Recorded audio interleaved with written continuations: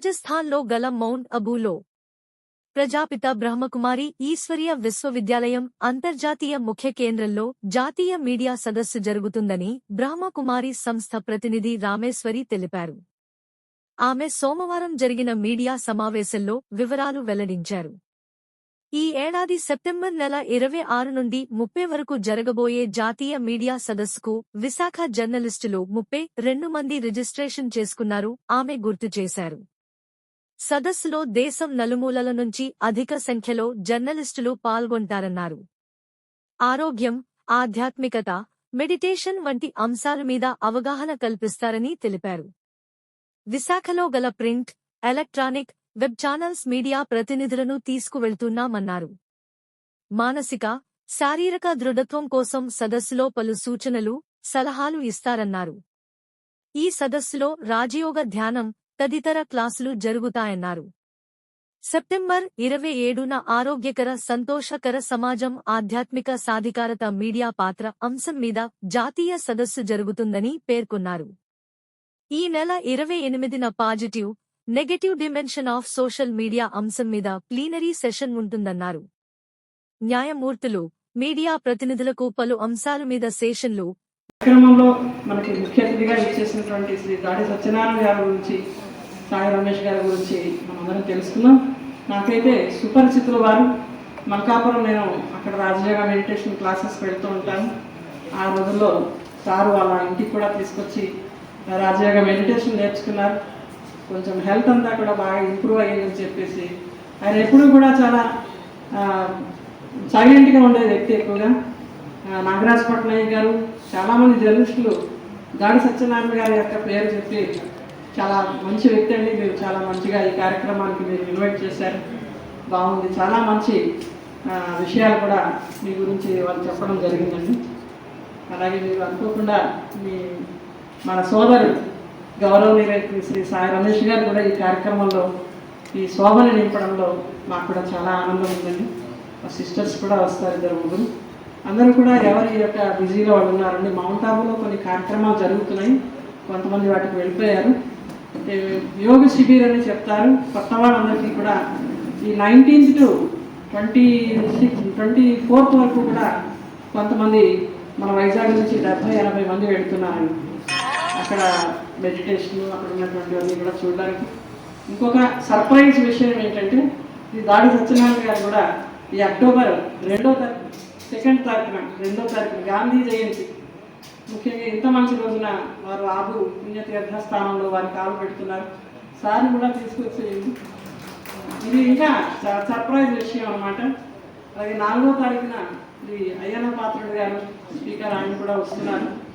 వాళ్ళు కూడా ఇక్కడ కార్యక్రమాలకు వచ్చేస్తున్నారు. గణబాబు గారు కూడా నేను ఫోన్ ఎక్కలేదు, ఆయన అక్టోబర్ నెలలోనే నేను వస్తానమ్మా అని చెప్పారు. బహుశా వీడు వెళుతున్న తేదీలోకి అక్కడ కలవచ్చు. మన విశాఖపట్నం నుంచి 3 ప్రజానాయకులు, నేతలు, అందరికీ ప్రియమైనటువంటి వాళ్ళు ఆబు తీర్థస్థానానికి రావడం అనేది చాలా విశేషమైనది. ఈ కార్యక్రమంలో మనం మీ అందరికీ కూడా ఈశ్వరీయ భోజనాన్ని కూడా ఏర్పాటు చేశాము. అయితే ఒక విషయం మీ అందరి ముందు పెట్టాలి. ఇది ఈరోజు మేము జర్నలిస్ట్ డే కూడా సంబరం మీ చేతుల ద్వారా చేయిస్తున్నామండి. అంటే మన నేషనల్ జర్నలిస్ట్ డే గురువారం కూడా చేస్తున్నట్టున్నారు. ఆ రోజు మేము కొంచెం హెల్త్ పారైన ఇంకా చేయలేకపోయాము. ఈరోజు కేక్ కటింగ్ కూడా మీ ద్వారా చేసి వాళ్ళందరినీ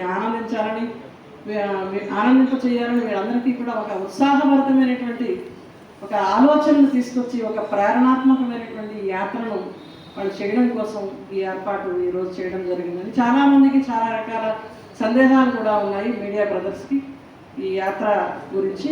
అంటే భోజనం అయిపోయిన తర్వాత కూడా నేను ఇక్కడ ఉంటాను.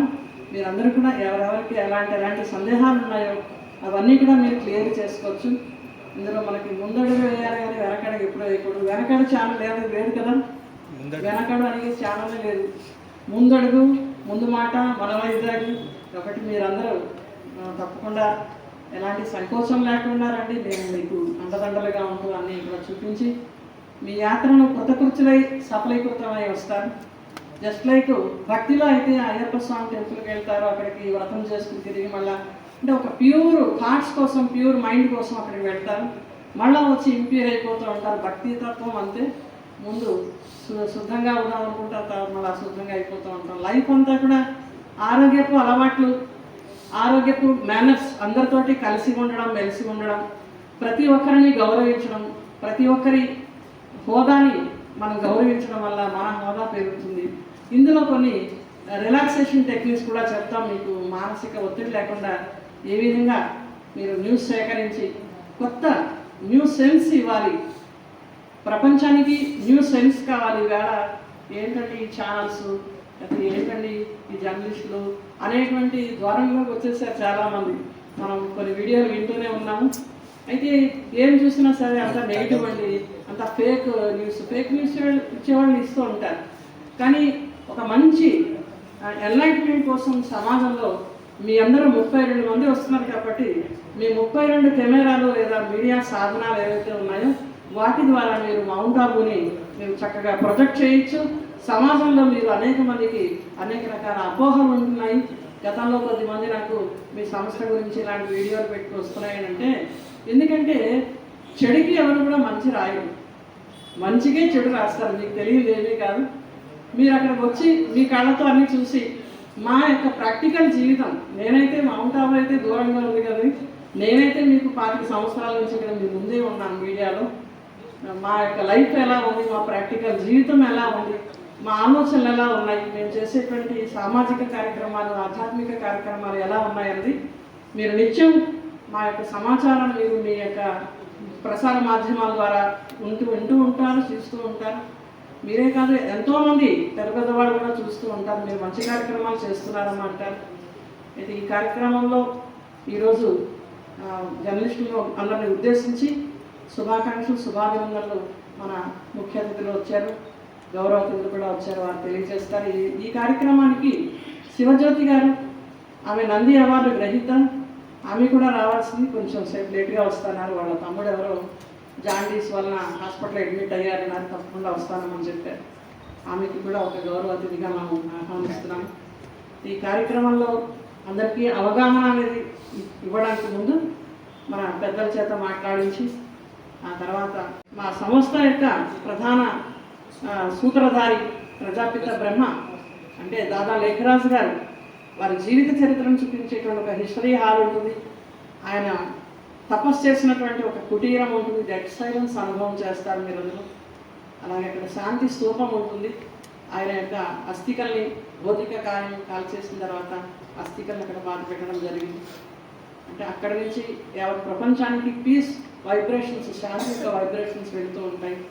ఇవన్నిటినీ కూడా మీరు చూస్తారు. పీస్ పార్క్ బ్రహ్మకుమారిస్కి అక్కడ చిట్ట చివర ఎడారిగా ఉంటుంది. అక్కడ పారామిలిటరీ బెటాలియన్ కూడా ఉంటారు. డమ్మీ షూటింగ్ అవన్నీ కూడా నేర్పిస్తూ ఉంటారు అన్నమాట. అవన్నీ కూడా అక్కడ మీరు చూడొచ్చు. ఈ దిల్వాడా మందిర్ అయిపోయిన తర్వాత అక్కడ మీకు పీస్ పార్క్ ఉంది. అక్కడ లేనటువంటి మొక్కలు మన చంద్రబాబు నాయుడు గారు, గౌరవ మన సీఎం గారు చూసి, ఇంత ఎడారిలో మీరు ఇన్ని మొక్కలు పెంచుతున్నప్పుడు మేము అక్కడ నీళ్ళు ఉన్న చోట ఎందుకు పెంచకూడదు అనేది. ఇక్కడ వాటర్ రీసైక్లింగ్ ప్లాంట్ ఉందన్నమాట. ఇంతమంది ఒక్కొక్క కార్యక్రమానికి 20,000 పీపుల్ ఎక్కువ మంది ఉంటారు. ఎప్పుడు జనసముద్రమే, కానీ పిన్ డ్రాప్ సైలెంట్. ఎవరు ఏ పనులు చేస్తున్నారో తెలియదు. అక్కడ ఇండియా అండ్ జర్మన్ కొలాబరేషన్ తోటి ఒక పెద్ద కిచెన్ కట్టారండి. ఒక తడవకి ఒక కుక్కర్ 10,000 మందికి భోజనం ఇస్తుందన్నమాట. అక్కడంతా కూడా పూరి ఇవన్నీ కూడా మిషనరీ నడుస్తాయి. కాయగూరలు కూడా మిషనరీ కట్ చేస్తారు. ఎవరైతే అక్కడ వెళ్తూ ఉంటారో దాని యొక్క ఆనందాన్ని తీసుకుంటారు. మన యొక్క కార్యక్రమం ఆనంద సరోవర్ అనే బిల్డింగ్లో జరుగుతుంది. ఆనంద సరోవర్ ఇప్పుడు యోగ శిబిరికి వచ్చే వాళ్ళకి మానస సరోవర్ అని ఒక బిల్డింగ్ ఉంది. ఆ బిల్డింగ్లో అకామిడేషన్, అందులోనే భోజనం అన్నీ కూడా దూరాభావం. కొన్ని వందల ఎకరాలలో ఈ యొక్క ఆశ్రమం అనేది ఏర్పాటు చేయడం జరిగింది కాబట్టి ఆ ట్రాన్స్పోర్టేషన్ వల్ల ఇబ్బంది అయిపోతుందని ఈసారి మీడియా వారందరికీ కూడా ఆనంద్ సరోవర్లో ఏర్పాటు చేశారు. మా జోనల్ ఇన్ఛార్జి హైదరాబాదు శ్రీ సరళక్కయ్య గారు, రాజయోగి సరళక్కయ్య గారు కూడా ఈ కార్యక్రమానికి వస్తారని, ఈ మల్టీమీడియా దీనికంతా కూడా ఇన్ఛార్జ్ అయినటువంటి శ్రీ కరుణాబాయి గారు మౌంట్ ఆబూలో, ఆయన కూడా చాలా పెద్ద జర్నలిస్టు, వారిని కూడా మీకు పరిచయం ఇస్తాం తప్పకుండా. నేను మీకు రిక్వెస్ట్ చేసేది ఏంటంటే, మా వైపు నేను మీ వైపు ఉన్నాను కాబట్టి మీ యొక్క అసోసియేషన్ నుంచి ఒక మెమెంటో తయారు చేసుకున్నట్లయితే మా సీనియర్ దాది గారితో కలిపి అలా చేతిలో పెట్టి అది ఒక అందంగా ఉంటుంది అన్నమాట. ఒక మెమెంటో మనం అనుకున్నాం కదా అలా తయారు చేసి ఇస్తే బాగుంటుంది. ఇవన్నీ వివరాలు. అయితే ఇప్పుడు అందరిలో పేపర్లో చెడు వైరల్ అవుతుంది, వైరల్ అయ్యిందని అంటారు మీడియా. వైరల్ అంటే వైరల్ ఇన్ఫెక్షనే, బ్యాక్టీరియా కదా. ఏదైనా మంచిదైనా వైరల్ ఇన్ఫెక్షన్ వస్తుందా? రాదు. అందరికీ కళ్ళకలకలు, డయేరియా, ప్రతి కోవిడ్ నడుస్తుంది మనకి, జూనియర్ కోవిడ్, ఇలాంటివన్నీ కూడా వైరల్ అవుతాయి. కాబట్టి వైరల్ మీ అందరికీ ఒకటే ఇచ్చే విషయం ఏంటంటే, యాజ్ ఎ జర్నలిస్ట్ ఆ విషయానికి కరెక్ట్గా స్పందించేటప్పుడు మన తెలివితేటలు కూడా ఉపయోగించాలి. దాన్ని ఎలా ఉన్నది అలా చూసేసి రాసేసి ఆ బ్యాడ్ న్యూస్ అంతా కూడా స్ప్రెడ్ చేయడానికి బదులుగా, అది వ్యక్తి కావచ్చు, సంస్థ కావచ్చు, సమాజం కావచ్చు, మీరు కావచ్చు. కాబట్టి చెడుని వ్యాపింప చేసే వాళ్ళకంటే కూడా మంచిని స్ప్రెడ్ చేసేవాళ్ళుగా అవ్వాలని నేను మనసారా మన టీంని అంతటినీ కూడా అభినందిస్తున్నాను. 32 మంది ఈ టీంలో మనం అందరం కలిసి, 32 మంది ప్లస్ మేము నలుగురం, 36 మంది కలిసి మనం వెళ్తున్నాం అనమాట. కాబట్టి మీరు ఇక్కడి నుంచి ఒక పాజిటివ్ నేచర్ని అలవాటు చేసుకుని పాజిటివ్ వైబ్రేషన్స్ ఇవ్వడానికి సమాజానికి మీ యొక్క కెమెరాలు కావచ్చు, మీ యొక్క కళలు కావచ్చు, మీ యొక్క సెల్ ఫోన్లు కావచ్చు, వీటిని ప్రొజెక్ట్ చేయడానికి ఒక వినూత్నమైనటువంటి మంచి సమాచారాన్ని ప్రపంచానికి ఇవ్వాలి. అందరూ కూడా న్యూస్ సెన్స్ కోసం చూస్తున్నారు, కానీ మనకు చూపించేంత న్యూస్ సెన్స్, వాళ్ళు కొట్టడం, వీళ్ళని కొట్టడం, వీళ్ళని తినడం, అంటే వీటినే మనం స్ప్రెడ్ చేస్తున్నాం. కాబట్టి మళ్ళీ అలాంటిదే మనకి రిఫ్లెక్షన్ ఉంటుంది. మనం ఎలాంటి విత్తనం నాటుతామో అలాంటి ఫలం వస్తుంది అంటారు. కాబట్టి మనం ఎలాంటి ఆలోచనతో ఆ న్యూస్ని మనం ప్రింట్ చేస్తామో అది చదివిన వాళ్ళకి అలాంటి వైబ్రేషన్స్ వస్తాయి. అనేక మందికి నెగిటివ్ థాట్స్ రావడానికి కారకులు ఎవరు అవుతాం? మనమే అవుతాం. అలా రాయండి, ఉన్నట్టు రాయండి, కానీ కొంచెం ప్రజలకి వాళ్ళకి సౌకర్యంగా, భయాందోళన లేకుండా ఉండే విధంగా సౌమ్యంగా విషయాన్ని చక్కగా మీరు స్పష్టీకరించినట్లయితే ఒక నెగిటివ్ విషయాన్ని కూడా చివరికి వచ్చేసరికి పాజిటివ్గా అర్థం అవ్వాలి. అలా మీరు రాసుకోవడానికి మీకు అక్కడ శిక్షణ కూడా ఉంటుందండి. ఇది నేను మీకు చెప్పదలుచుకున్న విషయాలు. కొంతమంది రిజర్వేషన్ చేసుకున్న వాళ్ళకి ఆర్ఏసీలో అన్నీ వచ్చాయి, టికెట్స్ అన్ని కూడా కన్ఫర్మ్ అయిపోయినట్టు తీసిస్తామని చెప్పారు. మీకు అనుకోలేదు ఈ విషయాలు. ముందు మా ముఖ్య అతిథిగా వచ్చేసిన శ్రీ దాడి సత్యనారాయణ గారు సుపరిచితుడు, మధ్యలో కొంచెం గ్యాప్ వచ్చింది కానీ మేము ఎప్పుడు కూడా మధ్యలో ఎక్కడైనా కలుసుకుంటాడు. సిస్టర్ బాగున్నారా అంటారు. ఆయనకి ఆయురారోగ్యాలు, ఐశ్వర్యము, వాళ్ళ శ్రీమతి గారు కూడా చాలా మంచి తమిళ పిల్లలు కదండి. ట్విన్స్ అబ్బాయిలు కూడా రాజకుమారులా ఉంటారు అన్నయ్య గారు లాగే. వాళ్ళ ఇంట్లో నేను వారం 10 రోజులు వెళ్ళి వచ్చాను. అలా మాతో నాకు చాలా సన్నిహిత సంబంధం ఉంది. అడిగిన వెంటనే ఈ హాల్లోనే ప్రెస్ మీట్ అరేంజ్ చేసుకునేందుకు మనకు అవకాశం ఇచ్చారు. అలాగే ఇలాంటి మంచి కార్యక్రమాలు చేయడానికి మేము ఇక్కడే చేయాలని మేము సవినయంగా కోరుకుంటున్నాం. అలాగే తప్పకుండా అంటే రక్షణ కర్తవ్యమని మీ అందరికీ కూడా నేను మా సంస్థ తరపు నుంచి మీకు సవినయంగానే తెలియజేస్తున్నాను. ఇప్పుడు మన సత్యనారాయణ గారు మాట్లాడతారు.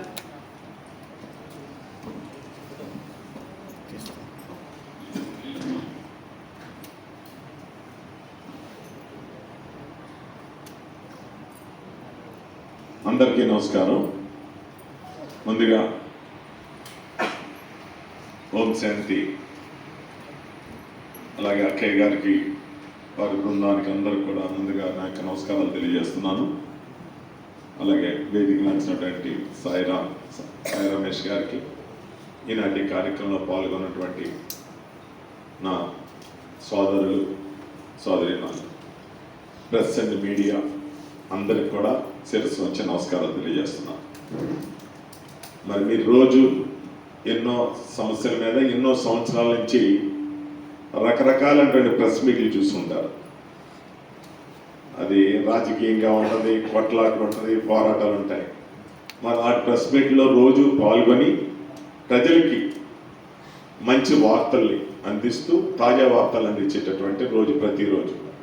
కానీ ఈ రోజున అలాంటివి కాకుండా ఓ ప్రత్యేకమైనటువంటి సమావేశం ఇది. మరి ఈవేళ నాకు అక్కయ్య గారు చెప్పారు, వారు మా ఇంటికి వచ్చి, నేను పుట్టి పెరిగింది మల్కాపురంలో,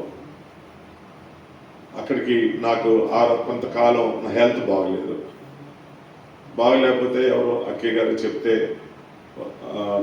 లోనా బండి ఏదో ఒక బండి వేసుకొని మా ఇంటికి వచ్చేవారు అక్కడికి. సార్ మీ గురించి నాకు తెలిసింది, మీరు ఇలా చేయండి అని చెప్పి నాకు 1 hour వారు ఏదైతే ఈ కార్యక్రమం నాకు 1 hour క్లాస్ తీసుకుని మొట్టమొదటి నాకు ఎందుకులే అనిపించింది. ఓ 2-3 రోజుల తర్వాత తను వచ్చినటువంటి ఇంట్రెస్ట్కి నాలో ఏదో ఉంది, ఏదో లేకపోతే ఎంత దూరం నుంచి వచ్చి ఎక్కడ ఎంఈపీ కాలనీ, ఎక్కడ మల్కాపురం 25 కిలోమీటర్ల దూరం, అందులో అక్కడ రావాలంటే ఒక పెద్ద పల్లెటూరు లాంటిది. అక్కడికి వచ్చి చెప్తే నాలో అలాగా మార్పు వచ్చి నేను యాక్చువల్గా అయితే చాలా యాక్టివ్గా రాజకీయంగా ఉన్నటువంటి వ్యక్తిని కొంతకాలం ఒక మబ్బు వచ్చినట్టు కొద్ది ఇబ్బంది అయితే రావటం, తర్వాత అక్కయ్య గారు రావటం, నన్ను వాళ్ళ తాలూకా దీన్ని చెప్పిన దాంతో నాలో రికవరీ వచ్చి నేను మళ్ళీ మామూలు మనిషిగా అవడానికి వారు ఇచ్చినటువంటి ఒక స్ఫూర్తి, ఈ సందేశం, ఈ ఒక దీని గురించి ఏం చెప్పాలనేది కాదు కానండి, అంత చక్కగా చెప్పి నన్ను మళ్ళీ మనిషిగా తయారయ్యి అప్పుడు నడిచేవాడిని. దాని తర్వాత ఇప్పుడు పరిగెడుతున్నా. నా వయసు ఇప్పుడు మీకు చెప్పను, నా చాలా పెద్ద వయసే. రాజకీయాల్లోనే 40 సంవత్సరాలు ఉన్నాను నేను. మీ అందరికీ కొంతమంది తెలుసు, చాలా మంది సీనియర్స్కి నేను అంత దీంట్లో ఉన్నటువంటి వ్యక్తిని. మరి ఇవాళ మీరందరూ కూడా సుమారు 32 మంది మన విశాఖపట్నంలో ప్రెస్ అండ్ మీడియా మరి మౌంట్ ఆబ్ వెళ్తున్నారంటే నిజంగా అది చాలా మంచి కార్యక్రమం. నన్ను ఎన్నోసార్లు అక్కయ్యలు రమ్మని, సార్ మీరు రావాలి అన్నయ్య గారు అంటే నాకు అవ్వలేదు, కానీ టైం స్పేర్ చేసుకుని రేపు October 2nd నా ప్రయాణం. ఒక 5 days అక్కడ ఉంటున్నాను. మళ్ళీ అటు నుంచి October 7th or 8th మళ్ళీ రిటర్న్ బయలుదేరి బయలుదేరి రావాలి. నేను కూడా ఎందుకు వెళ్తున్నా అంటే లైఫ్లో మనం అన్నీ చూడాలి. అందులో మౌంట్ ఆబ్లో వీళ్ళు ప్రపంచం మొత్తం ఉన్నారు, ఒక ఇండియా కాదు, ప్రపంచం మొత్తం కూడా ఈ మంచి సందేశాన్ని ఇస్తూ వెళ్తున్నటువంటి దీన్ని మనం అలాగని చూడాలి లైఫ్లో. మనం అక్కడికి వెళ్ళిన తర్వాత, ఇప్పుడు మా ఇంటికి వచ్చిన తర్వాత నాలో చాలా మార్పు వచ్చింది. మళ్ళీ నేను అక్కడికి వెళ్ళిన తర్వాత నాలో ఇంక చాలా మార్పులు రావచ్చు. నాకు రావడం కోసం కాదు, మనం ఎంతో మందిని మార్చడానికి, మన సమాజానికి మనం ఏవో తల వెంట్రుక రాసి ఒక ఇసుక రేణువులా మనమైనా ఉపయోగపడతామా అనే ఆలోచనతో నేను అక్కడికి వెళ్తున్నాను. సంతోషకర వార్త ఏంటంటే మీరందరూ 32 మంది వస్తున్నారు అని అక్కయ్య గారు చెప్పడం నాకు చాలా సంతోషాన్ని ఇచ్చింది. దాని తర్వాత నాకు నిన్నే తెలిసింది అయ్యన్న పాత్ర గారు, మన స్పీకర్ గారు, మన ఎమ్మెల్యే గణబాబు గారు కూడా అదే డేట్లో నాకు వస్తున్నారు. ఏదేమైనా ఒక మంచి కార్యక్రమం మీద మనం అక్కడికి వెళ్తున్నందుకు మీ అందరూ కూడా ముందుగా విశాఖపట్నంలో ప్రజలందరి తరపు నుంచి కూడా మీకు శుభాకాంక్షలు తెలియజేస్తున్నాను.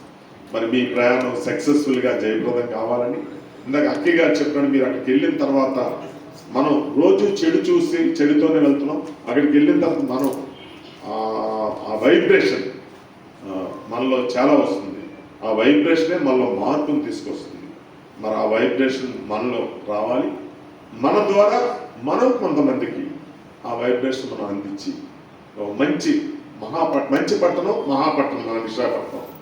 భారతదేశంలో మరి ఎన్నో రాష్ట్రాలు ఉన్నాయి, ఎన్నో పట్టణాలు ఉన్నాయి. నేను ఇక్కడ పుట్టి పెరిగిన వ్యక్తిగా చెప్పట్లేదు. విశాఖపట్నం అంత మంచి పట్టణం, ఇంత శాంతి కాముకమైన పట్టణం ప్రపంచంలో ఎక్కడా కూడా లేదు. That is Visakhapatnam. ఇవాళ మీరు తెలుసుకోండి, ఆంధ్రప్రదేశ్లోని అన్ని జిల్లాల వాళ్ళు ఇక్కడ ఉన్నారు, భారతదేశంలో అన్ని రాష్ట్రాల వాళ్ళు ఇక్కడ ఉన్నారు. బట్టల మూట సంఖలో పెట్టుకుని ఇక్కడ విశాఖపట్నం వచ్చినటువంటి వాళ్ళు వీళ్ళ కోట్లు గడించారు ఇక్కడ వ్యాపారం చేసి. మీ అందరికీ తెలుసు, నేను పేర్లతో చెప్పగలను ఎవరు ఎలాగొచ్చారో, ఎవరు ఏ సంవత్సరంలో వచ్చారో, ఏ సంవత్సరం వచ్చి ఇక్కడ వ్యాపారం స్టార్ట్ చేశారో, ఇవాళ ఏ స్థాయిలో ఉన్నారో నేను చెప్పగలను.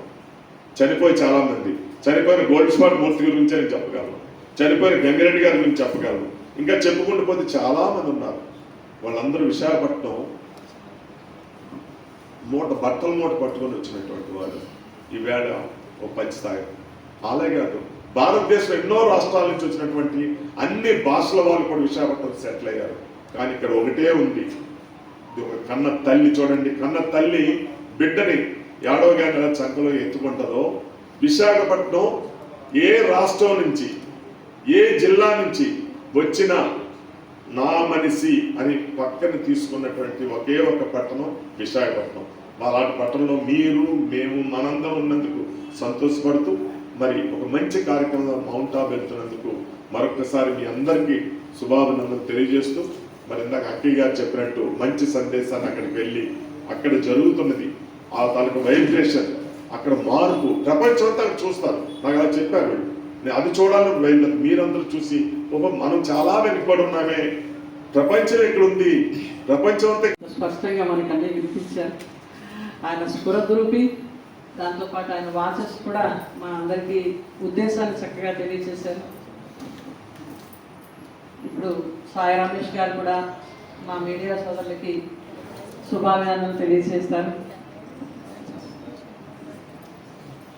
ఈ కార్యక్రమం మీ సమక్షంలో జరగడం అనేది ఇలా నేను చాలా గర్వకారణంగా వేదికను అలంకరించిన అక్కయ్య గారికి, అలాగే సత్యనారాయణ అన్నయ్య గారికి, నాకు ఎదురుగా ఉండే మీడియా మిత్రులందరికీ కూడా నా హృదయపూర్వక ధన్యవాదాలు. ఈరోజు ఈ ఓం శాంతి మీటింగ్ రావడానికి కారణం మెయిన్ సత్యనారాయణ గారు అన్నయ్య గారు. అంటే అలాగా నాకు ఏదంటే నాకు ఫస్ట్ చిన్నప్పుడు నేను ఇంచుమించుగా 90 ఆ టైంలో మా నాన్నగారు డాక్టరు, పార్వతీపురంలో ఉండేవాళ్ళం. అప్పుడు ఓం శాంతి అక్కడ కూడా స్టార్ట్ అయిందండి పార్వతీపురంలో. అప్పుడు స్టార్ట్ అయ్యేటప్పుడు మేము కొంచెం అంటే నేను అప్పటికి ఇంటర్మీడియట్ అయిపోయింది, ఇంజనీరింగ్ స్టార్టింగ్లో ఉన్నాను ఫస్ట్ ఇయర్లో. ఆ టైంలో అక్కడికి తీసుకెళ్తే ఫస్ట్ నాకు ఒక ఇది అనిపించింది, ఇదేంటి ఇక్కడ తీసుకొచ్చారు. మా నాన్నగారు అంటే ఆల్రెడీ డాక్టరు, ఆయనకంటే ఒక ఏజ్ అయింది కాబట్టి ఆయన ఉన్నారు అనేసి అంటే నాకైతే ఎందుకు చిన్నపిల్లలు నన్ను తీసుకొచ్చి ఈ టైంలో ఎందుకు ఇలా చేస్తున్నారని ఫస్ట్ 2 days చాలా బోర్ అనిపించిందండి. ఎందుకంటే అక్కడికి తీసుకెళ్ళిన తర్వాత ఒక మంత్రాలు చదువుతారు, ఒక మాట్లాడతారంటే ఏమీ ఉండదు. కంప్లీట్ మెడిటేషన్ మీన్స్ ఏకాగ్రతని ఒక దగ్గరికి తీసుకురావడం గురించి చేసే ప్రయత్నం. అది ఒక 2 days తర్వాత నుంచి మా నాన్నకంటే ముందు నేను లెగిసిపోయి వెళ్ళేవాడిని. ఇంకా అక్కడి నుంచి మాకు ఇంటికి అక్కడికి 3 kilometers నేను సైకిల్ మీద వెళ్ళిపోయేవాడిని మార్నింగ్. అంత బాగా అయ్యేది. తర్వాత నేను మళ్ళీ ఇంజనీరింగ్ ఇక్కడ గీతంలోకి వచ్చేయడం జరిగింది. ఇంకా అక్కడి నుంచి చాలా సంవత్సరాలు ఇంకా అలాగ అయిపోయింది. ఇంజనీరింగ్ అయిపోయింది, పీజీ చేశాను. ఇంక అన్నీ అయిపోయిన తర్వాత మళ్ళీ ఈ అదృష్టం మళ్ళీ ఓం శాంతి దగ్గరికి వచ్చి ఇలా మాట్లాడడం నా అదృష్టంగా భావిస్తున్నాను. మళ్ళీ ఇన్ని సంవత్సరాల తర్వాత నియర్లీ అంటే 90s నుంచి మళ్ళీ 2024 అండి, నియర్లీ 34 years ఇలా జరిగింది. అంటే ఇప్పుడు మీరు అందరూ కూడా మౌంట్ ఆబు వెళ్తున్నారు, ఒక పవిత్రమైన స్థలానికి వెళ్తున్నారు. అది ఆ అదృష్టం నాకు కూడా వస్తే బాగుండు అనిపిస్తుంది నాకు కూడా. కానీ ఒకసారి మళ్ళీ ఇంకెక్కడైనా సరే ఏదైనా కంపల్సరీగా వస్తాను. అక్కయ్య గారు అన్నయ్య గారితో నేను కంపల్సరీగా వస్తాను. ఈసారి కాకపోయినా నెక్స్ట్ టైం కంపల్సరీగా వస్తాను. అండ్ మా కన్జ్యూమర్ భాషలో చెప్పాలంటే మీకు ఒక చిన్న విషయం అండి. ఇప్పుడు మన ఓం శాంతి గురించి కానీ దీని గురించి అంటే రెగ్యులర్గా మనలో జరిగేదే. మన కన్జ్యూమర్ అంటే ప్రతి ఒక్కరు కన్జ్యూమర్సే కాబట్టి ప్రతి ఒక్కరు మనం తినే ఫుడ్ నుంచి అన్నీ ఇచ్చేస్తాం. మనకి 2 రకాల ఫుడ్స్ ఉంటాయండి. ఒకటి ఫేక్ ఫుడ్ ఒకటి ఉంటుంది, గుడ్ ఫుడ్ ఒకటి ఉంటుంది. అంటే ఫేక్ ఫుడ్ అంటే ఏంటి, మంచి గుడ్ ఫుడ్ అంటే ఏంటి, ఎవరికి చెప్పగలరా కొంచెం మామూలుగా? అంటే 2 ఒకటే ఫుడ్. సింపుల్గా చెప్పాలంటే ఒక పొటాటో ఉంది. పొటాటోని మనం ఎలా తింటామండి, జస్ట్ కర్రీ వండుకొని తినేస్తాం. అది healthy food and good food మామూలుగా చెప్తుంది. అది కాకుండా మనకి దాన్ని ప్రాసెస్ చేస్తారు.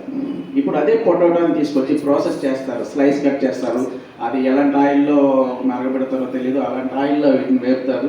వేపేసి దీన్ని అన్నమాట తీసుకొచ్చి ఒక ప్యాకెట్లో సీల్ చేసేసి అది మనకి ఎన్ని నెలల తర్వాత అమ్ముతారో కూడా మనకే తెలియదు. అంటే అది పొటాటోనే, ఇది పొటాటోనే. కానీ ఒక పొటాటో ఎట్లా తినేటప్పుడు మనకి హెల్త్ ఉంటుంది, కానీ ఇంకొక ప్రాసెస్ చేసిన ఫుడ్ను మనం తినేటప్పుడు హెల్త్ కొలాప్స్ అవుతుంది. ఎందుకు అవుతుందండి అని అందుకని చెప్పేసి real food and fake food ఈ 2 ఒకే దీని నుంచి వచ్చింది. ఆ రియల్ ఫుడ్ అనేది మనకి ఓం శాంతి ఓన్లీ మెడిటేషన్ అండ్ ఏకాగ్రత మనకి అన్నీ కూడా రావాలి అనుకునేది వాళ్ళ రా మెటీరియల్. ఇక్కడ నుంచి వచ్చేది రకరకాలుగా ప్రాసెస్ జరిగేది ఫేక్ ఫుడ్ లాంటిది అనమాట. అది నా అభిప్రాయం. అంటే ఏమైనా తప్పులు ఉంటే క్షమించండి. నేను ఏ మతాన్ని కూడా ఏ కులాన్ని కూడా వ్యతిరేకించి మాట్లాడే వ్యక్తిని అయితే కాదు. ఏమైనా తప్పులు ఉంటే మాత్రం క్షమించండి. ఇంకొకసారి అంటే నేను ఎక్కువ మాట్లాడడం కూడా నాకు పెద్దగా తెలియదు దీని గురించి, కానీ నాకు తెలిసినంత వరకు నేను చెప్తున్నాను. నెక్స్ట్ ఇంకోటి ఏంటంటే ఈరోజు అదే రేపు మౌంట్ ఆబు వెళ్తున్న ప్రతి ఒక్కరికి కూడా happy journey and happy enjoy your trip and enjoy your camp meditation camp also. ఈ అవకాశాన్ని ఇచ్చినందుకు అక్కయ్య గారికి మరొకసారి వందనాలు తెలుసుకుంటున్నాను. అన్నయ్య గారికి కూడా, మీ అందరికీ కూడా థ్యాంక్ యూ వెరీ మచ్. ఈరోజు కార్యక్రమంలో జర్నలిస్ట్ డేని కూడా మనం అభినందనీయంగా ఒకసారి వీళ్ళని అభినందించి చేయాలి. చాలామంది అంటున్నారు జర్నలిస్టులో మాట్లాడుతూ ఉంటారు, వాళ్ళేం జర్నలిస్టులు అండి, ఒక కెమెరా కూర్చుని జర్నలిస్ట్ అయిపోతారా, ఏ సెల్ ఫోన్ తీస్తే సరెండర్ అయిపోతారా, అయితే ఒక ప్రింట్ మీడియా ఒక పేపర్ లేదు కానీ వీళ్ళు జర్నలిస్టులు ఇలా మాట్లాడుతూ ఉంటారు. కానీ నేను ఆ యొక్క ఆలోచన ఖండిస్తాను. ప్రస్తుతం ప్రపంచంలో ఎన్నో రకాల సమస్యలు, ఎన్నో రకాల సమాచారాలు వచ్చేస్తున్నాయి. అవన్నింటినీ కూడా అందరూ తీయలేరు. దేశం క్లిష్ట పరిస్థితుల్లో ఉందని చెప్తూ ఉంటారు. అలాగే ఒకసారి ఆర్మీలో ఉండేవాళ్ళకి కూడా ట్రైనింగ్ ఉంటుంది, ఆ సెల్ఫ్ డిసిప్లిన్ ఉంటుంది. వాళ్ళు ఏం చేస్తారు, దేశం కోసం పోరాడతారు. కెలామిటీస్లో వాళ్ళు వాళ్ళ కర్తవ్యాలు చేయడానికి ముందుకు వస్తారు. సాల్వేషన్ ఆర్మీ కావచ్చు, నావిగేషన్, వీళ్ళు ఎవరైనా సరే. కానీ ఇప్పుడు ఏంటంటే ప్రతి ఒక్క వ్యక్తి కూడా పోలీస్ డిపార్ట్మెంట్కి దొంగలు కనిపించేలాగా వాళ్ళు ఏం చేయరు కదా, దొంగలు పట్టుకోవడానికి పోలీసే వెనకాల పడాలి. అదేవిధంగా తప్పుడు పనులు చేసేవాళ్ళు ఎవరు కూడా కెమెరాలకి, సెల్ ఫోన్లకి వీటికి దొరకకుండా చేస్తారు, సీసీ కెమెరాలు. అలాంటి పనులలో కూడా కొన్ని సమాచారాలు ఒక వ్యక్తిగతంగా ఆ జర్నలిస్ట్ కాకపోవచ్చు, జర్నలిజం చదవకపోవచ్చు, అది తీసి అది ఇవ్వడం వలన ఆ కేసులో ఎన్నో రకాల సమాచారం క్లూస్ వాళ్ళకి తెలుస్తున్నాయి. రీసెంట్గా జరిగినటువంటి లేడీ డాక్టర్ మరణం, అందులో కూడా సామాన్యమైన వ్యక్తి తీసుకున్నటువంటి విషయాల ఆధారంగా అవన్నీ బయటకు వచ్చాయి. పెద్ద పెద్ద కెమెరాలు ఉన్నవాళ్ళు ఏం చేయలేరు. అంటే నేను ప్రతి ఒక్కరిని అభినందిస్తాను. ప్రతి ఒక్కరు ఒక సైనికుడే, ప్రతి ఒక్కరూ ఒక జర్నలిస్టే. మేము కూడా జర్నలిస్టులమే, మేము కూడా మీడియానే. భగవంతుడికి మనుషులకి మధ్యలో మీడియా. ఈ ప్రజాపిత బ్రహ్మ కూడా మీడియా. ఆయన కూడా బ్రహ్మ ఏం చేయట్లేదు, బ్రహ్మ ద్వారా ఈ కొత్త ప్రపంచం స్థాపన అవుతుంది. సెప్టెంబర్ 17 అందరికీ తెలిసే ఉంటుంది. సెప్టెంబర్ 17 ఏంటి? విశ్వకర్మ పూజ. విశ్వకర్మ అంటే ఏం చెప్పండి? Universal action. అది భగవంతుడు తీసుకున్నారు. విశ్వకర్మ వృద్ధమానవుడి శరీరంలో ప్రవేశించి అతని ద్వారా ఈ సృష్టి అంతటి కూడా ఎలైట్ చేస్తున్నాడు.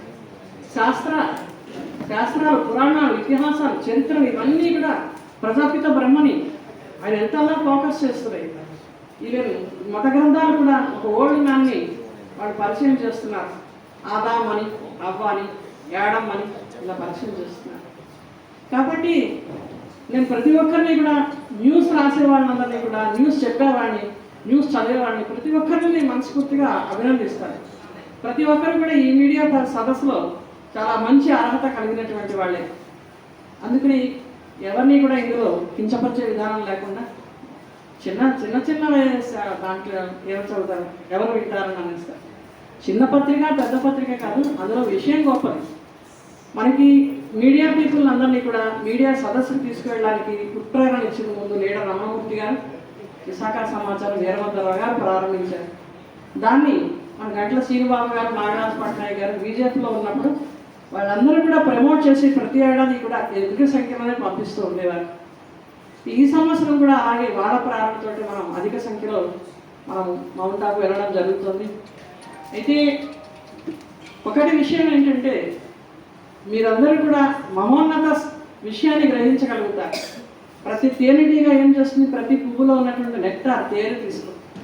కొన్ని ఈగలు ఏం చేస్తాయి, చెత్త వైపు వాడతాయి, బ్యాక్టీరియా కలెక్ట్ చేస్తాయి. బ్యాక్టీరియా కలెక్ట్ చేసి స్ప్రెడ్ చేస్తాయి. ఈరోజు చూడండి, మనకి అందరికీ దగ్గులు, జలుబులు, నీరసాలు, లేవలేకపోతున్నారు, కూర్చోలేకపోతున్నారు. మన జగదీష్ కుమార్ గారు ఉన్నారు కదా, జగదీష్ కుమార్, ఆయన కూడా సిక్ అయిపోయి ఉన్నారు. పూడి సత్యనారాయణ పూడి వచ్చారా, శ్రీనివాస్ గారు వచ్చారా, రాలేదు. ఇంకా ఎవరు ఒంట్లో వారాలని చెప్పారు, జీవన్నాథ్ గారు, వీళ్ళందరూ కూడా. ఏమి బాగుండకపోయినా మనం ఎప్పుడు కూడా ముందడుగే వేయాలి ధైర్యంతో. నేను అదే చెప్తాను అందరికీ కూడా. మౌంట్ ఆబు వెళ్ళేటప్పుడు చాలామంది మనకు తెలియదు కదా, పెద్ద యాత్ర కదా, ఎందుకు మనకు తెలియదు దానికి వెళ్ళాం అంటే నూతులో కప్పల్లో ఉండదు అని చెప్తాను ప్రతి ఒక్కరికి, నేను మామూలు వాళ్ళకి కూడా. మన దాంట్లో చూసేదంతా కూడా చిన్న విషయం. అక్కడికి వెళ్తే సార్ చెప్పినట్లుగా ప్రపంచాన్ని చూడాలంటే మీరు ఆబూ రోడ్ స్టేషన్ అన్నమాట. నర్సీపట్నం అట రోడ్ ఎలాంటిదో ఆబూ రోడ్ స్టేషన్. ఈ ఆబూ రోడ్ స్టేషన్ అనేది ఈరోజు ప్రపంచవ్యాప్తంగా అందరికీ తెలుసు. ఆబు, మౌంట్ ఆబు అంటే ఆరావళి పర్వతాల పైన నెలకొందన్నమాట. ఆబు పర్వతం అంటారు. అందులో గురు శిఖరం చాలా ఎత్తుగా ఉంటుంది. హిమాలయాల తర్వాత నెక్స్ట్ హైయెస్ట్ పీక్ గురు శిఖరం అని చెప్తారు. మన భారతదేశంలో ఉన్నటువంటి సౌందర్యాన్ని, ప్రకృతి సౌందర్యాన్ని, వనస్పతిని అన్నీ కూడా మీకు చూడడానికి చాలా మంచి అవకాశం దొరుకుతుంది. అక్కడంతా కూడా వల్కనస్, అగ్నిపర్వతాలు ఉంటాయి. ఆరావళి పర్వతాలన్నీ కూడా అగ్నిపర్వతాల శ్రేణి. అంచేత అక్కడ ఉన్నటువంటి వాటర్ కూడా హెవీ వాటర్. వాళ్ళు ఎలా జీవిస్తున్నారో ఒకసారి వాళ్ళ జీవన విధానం చూడండి. లాస్ట్ టైం లెవెన్ శుల్ఫే మేడం గారు వచ్చారు, మన మిత్రులు, మీడియా మిత్రులందరూ కూడా వచ్చారు. అక్కడ నక్కీ లేక్ అని ఉందన్నమాట. దేవతలు గోరుతో తవ్వారు ఆ యొక్క చెరువు అని అంటారు. ఈ విషయాలన్నీ కూడా మీరు ఇంకా అక్కడ పూర్తిగా తెలుసుకుంటారు. సార్ కూడా వస్తున్నారు కాబట్టి ఈ విధంగా మీకు ఈ అవగాహన సదస్సుని ఇక్కడ ఈశ్వరుని యొక్క ప్రసాదాన్ని భోజనంగా మీకు ఇచ్చేటువంటి ఈ అవకాశం సింధూర ఈ ఫంక్షన్ హాల్లో మేము ఈ కార్యక్రమాలు చేపట్టి ముఖ్యంగా వీరిద్దరి ద్వారా ఇది జరుగుతుందని చెప్పేసి నేను నా మనసులోనే, అంటే వాళ్ళ వచ్చారు కదా అని వాళ్ళు పొగుడుదాం అనుకోవట్లేదు. నిజంగానే ద వర్త్ అనమాట, 100% వర్త్. మీరు మీ యొక్క ఆధ్వర్యంలో వీళ్ళందరికీ కూడా ఈ కార్యక్రమం చేసేటువంటి అదృష్టం మాకు కలిగింది. నేను కళ్ళు కూడా అనుకోలేదు. ఈ మధ్యలో అసలు చాలా గ్యాప్ వచ్చింది. మిమ్మల్ని ఫోటోస్లో చూస్తూ ఉంటారు కానీ మిమ్మల్ని కలవలేదు ఈ మధ్య. ఇంకా ఇందులో ఇంకొక సర్ప్రైజ్ థింగ్ ఏంటంటే లేడీ జర్నలిస్టులు వస్తున్నారు. అది కూడా చాలా గొప్ప విషయం. ఈరోజు కేక్ కటింగ్ చేసినప్పుడు మేము అందరినీ పిలవలేదు అనుకోకండి. ఎవరికి అభినందించే అందరికీ నేను చెప్పాను కదా, కరం పట్టుకున్న ప్రతి ఒక్కడు కథ అయిపోవాలి, కత్తి పట్టుకున్న ప్రతి ఒక్కడు ఏమవ్వాలి, వీరుడు అవ్వాలి. అలాగా దేశానికి, ప్రపంచానికి ఎప్పుడైనా ఆపత్కాల పరిస్థితులు వస్తుంది, ఆర్మీ వాళ్ళకి మాకేం మన పని కానీ కూర్చోవాలి. నేను సైతం అనుకుంటూ కూడా కథారంగంలో దూకాలి, మంచిని వినిపించాలి. మంచి విషయాలు చూసి కూడా నిజం చెప్పకుండా దాచేసి దాన్ని అబద్ధం చెప్పేసి రాసేసే వాళ్ళు కూడా చాలా మంది ఉంటారు. కానీ ప్రలోభాలకి వశం అవ్వకూడదు. ఎలా జరిగింది అలా చేయాలి. నేను ఒక అమ్మాయి ఇలా చెప్పారు అంటారు. అందుకనే మీరు ఇది మీకు దైవ కార్యంగా, భగవంతుడు అప్పగించినటువంటి కార్యంగా భావించి, ఇది కేవలం మనుషులే కాకుండా భగవంతుడిని ప్రత్యక్షం చేయాలి అనే లక్ష్యంతో మీరు వెళ్ళండి, అక్కడ చూడండి.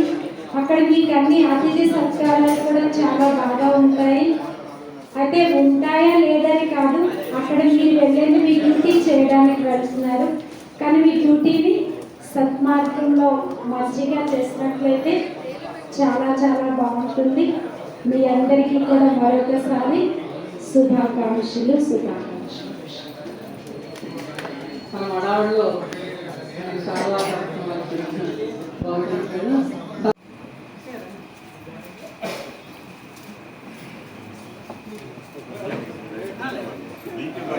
రోజుల తర్వాత మిమ్మల్ని కలిసాను. అప్పుడు మీరు సిగ్గుగా ఉన్నారు, ఇప్పుడు రిచ్గా ఉన్నారు. అధైర్యపడ్డారు కానీ మీరు కొన్నంత ధైర్యం మీద ఉంది.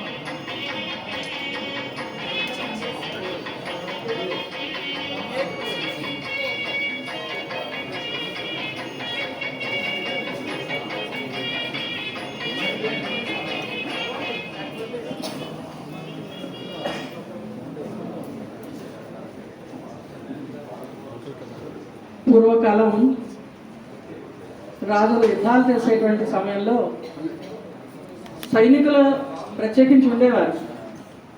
కానీ ఎప్పుడైతే సైనికులు ఇంకా చాలలేదో, శత్రువుల సైన్యం పెరిగిపోయిందో, శత్రువుల దాడి ఎక్కువైపోయిందో, అప్పుడు ఇంట్లో ప్రతి ఒక్కరూ తలో కత్తి కటారం అయితే కర్ర తీసుకుని వెళ్ళిపోయేవారు యుద్ధాల కన్నా. అంచేత నేను జర్నలిస్టులందరికీ ఇదే చెప్తాను, మీరందరూ కూడా ఉత్సాహంతో ఆరోగ్యంతో మనం తీసుకునే ఆహారం మెడిసినే. ఆ ఆహారంలో మీకు బయట తినే ఆహారం లాగా ఉల్లి వెల్లుల్లి కానీ అలాంటి తామస పదార్థాలు ఉండవద్దు. కాబట్టి భగవంతుని ప్రసాదంగా భావిస్తూ ఈ పరమాత్మ ప్రవేశం ప్రసాదించిన ఆ ప్రసాదాన్ని భుజించండి. కలికండకాలు కాలకల్పించాలు దూరం అవుతాయి, అకాల మరణాలు దూరం అవుతాయి. ఈరోజు వచ్చిన లేడీ జర్నలిస్టులు కూడా ఒక మాట మాట్లాడవలసిందిగా కోరుతున్నాను.